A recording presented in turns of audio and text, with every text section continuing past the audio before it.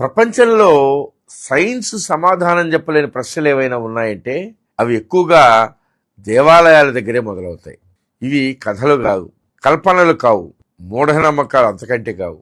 ఇవి ఇప్పటికీ జరుగుతున్నటువంటి ప్రత్యక్ష అద్భుతాలు. మహానంది ఇక్కడ శివలింగం అడుగు నుంచి వచ్చేటువంటి నీటితో కొన్ని వేల ఎకరాల భూమి పండుతా ఉంది. మహానంది ఆలయం బయట ఉన్నటువంటి కోనేరులో గుండు సూది వేసినా కూడా కనిపిస్తుంది. ఎంత చలికాలమైనా సరే అక్కడ నీళ్లు గోరువెచ్చగానే ఉంటాయి. ఇది ఎలా సాధ్యం? దీనికి సైన్స్ దగ్గర సమాధానం ఉందా? లేదు.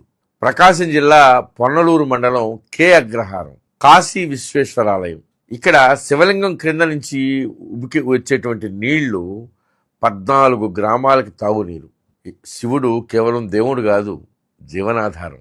ఆదిలాబాద్ జిల్లాలో శ్రీ బుగ్గ రామేశ్వరాలయం. శివలింగం నుంచి వచ్చేటువంటి నీరు ప్రవహిస్తుంది. శివలింగం నుంచి బుగ్గ అంటే ఊట వస్తుంది. శివలింగం నుంచి ఇక్కడ శివుడు నీటి బుగ్గగా ఊటగా మారాడు. కాళేశ్వరంలో ఒక అద్భుతం జరుగుతుంది.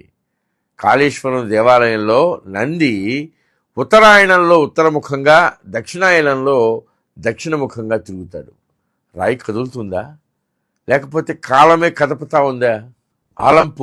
ఆలంపూర్లో ఉన్నటువంటి బాలబ్రహ్మేశ్వర